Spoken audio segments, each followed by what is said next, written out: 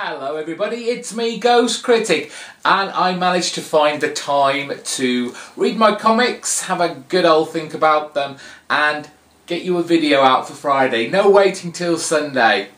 I'm good to you people. So good. There were only 4 comics this week to read, so it didn't really stretch me that much. So let's crack on. Let's make this video a short one because we have had quite a few long ones over the last few weeks, and I appreciate you all for watching them right to the very end, so thank you for that. So we'll kick off with the first issue. It's from IDW, Steve Niles, Monster and Madman. The kind of this secret history of the meeting of Frankenstein's Monster and Jack the Ripper.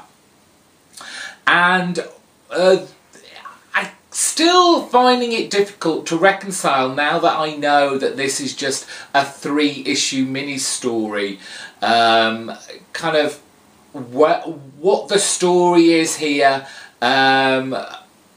And where it's going to end so quickly, because in the first issue it was very predominantly based on Frankenstein's Monster and pointing out his loneliness in life, him just trying to get by on his own now, and just really wanting to be left alone, but at the same time, you know, just live as normal a life as a kind of monster can be. And it wasn't until the very end of the first issue where he was washed ashore after the ship he was sailing on crashed and capsized, and he was washed ashore somewhere we didn't know at the time. But in this issue we know we are firmly on the shores of England. Frankenstein's Monster is here in London, and this is a great thing that the artist Worm does, is kind of invoke this London of Victorian times, which is dark and grimy and looking a very dangerous place to be. A very strange thing was happening to me as I read this, because the book does focus very much on the concept of being alone and loneliness. And while you can, in past incarnations of Frankenstein Monster, you always did feel a sense of compassion for this character.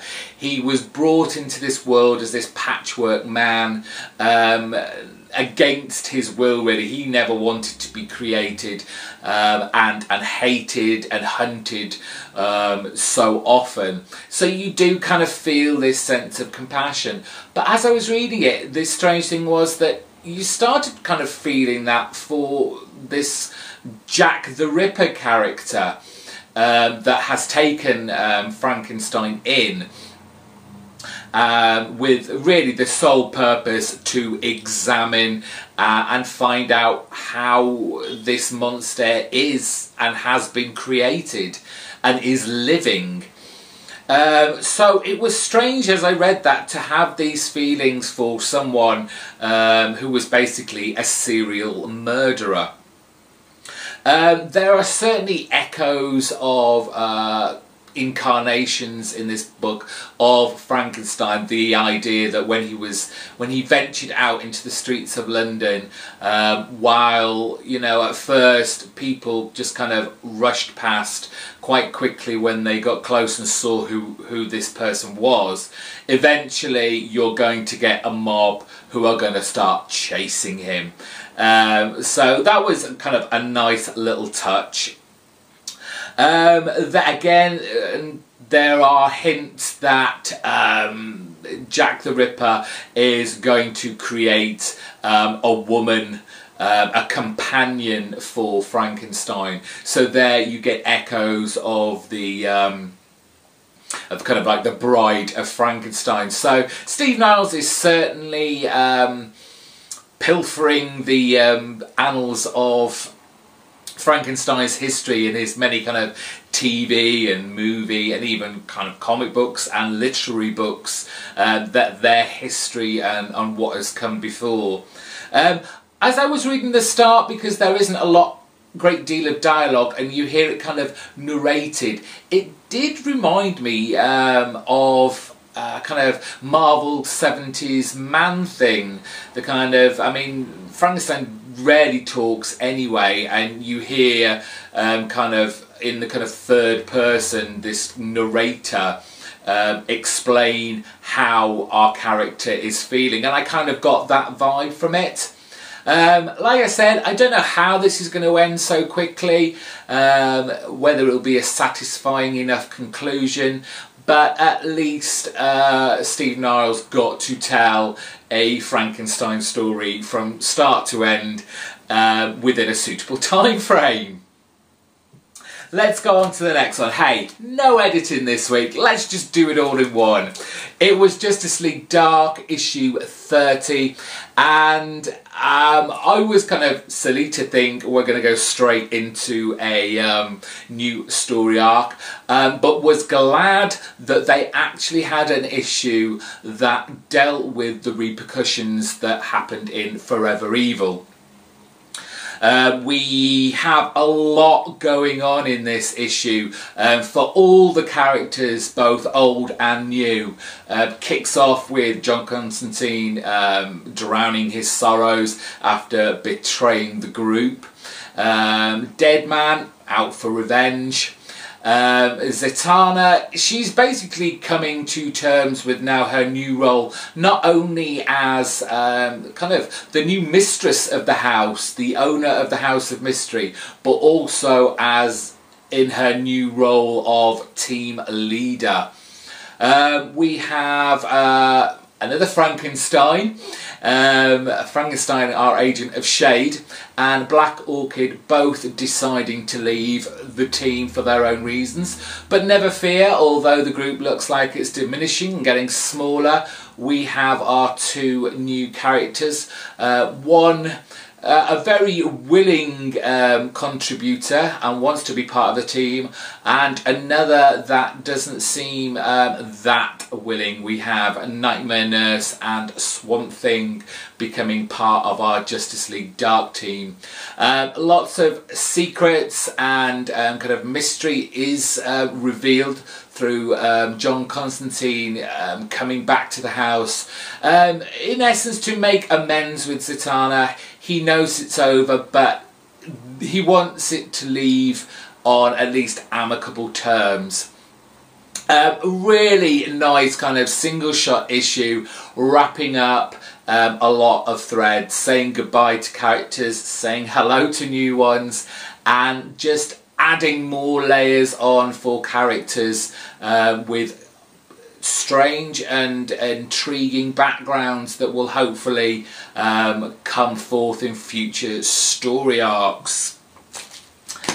Penultimate issue for me this week was Batman Eternal issue 3, and it was a great issue. It was another finely written, nicely plotted storyline, but I did find towards the end part of the plot line, although necessary I guess here, was hard to reconcile with what has gone on in past issues of the Batman universe in general. And with things like, you know, big events like Batman Eternal, it is difficult to know when everything happens time-wise. So we kick off with, hello, here's Stephanie Brown. We saw her in the Batman issue, what was it, 27, 28, the preview of the future of Gotham, and we saw Stephanie in a kind of spoiler outfit, but here we see her probably just a normal girl, though she's the artist, and Scott Snyder probably has a huge part of this. She is dressed in a kind of purple hoodie, which is very reminiscent of her spoiler outfit pre-52, so there is a nice little nod to that. Unfortunately, she hears and sees a little bit too much. And Daddy Dearest isn't as nice as she thinks he is, to the point where Dad's quite happy to sacrifice his daughter to keep the secrets he has to himself and his group of kind of, well, let's just say it, fellow villains. What else? Major Forbes, the Mayor and Falcone all are coming together and are going to cause Batman one serious headache. And not only Batman, we get the introduction of Penguin coming into the fore. And it's here that we find out a bit more about how Penguin was involved with basically pushing Carmine Falcone out of Gotham those 5 years ago and basically taking over Gotham's kind of underground criminal element. But Falcone has a big, huge opening play, and that is to basically take down the Penguin, and he starts doing that by basically exploding or, you know, taking over all the kind of ammunition dumps that Penguin has throughout the city. Batman is certainly going to need a lot of help in this.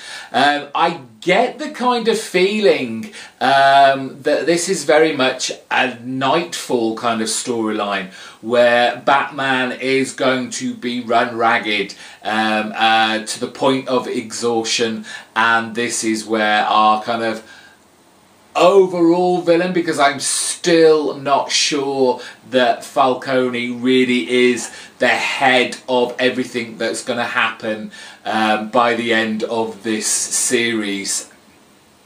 Now, the bit that I was finding very hard to reconcile, and it's about the whole kind of timeline where this fits, is that the Forbes Mayor, and obviously with Falcone in the background pushing them into it, they've stopped any police officer going out to help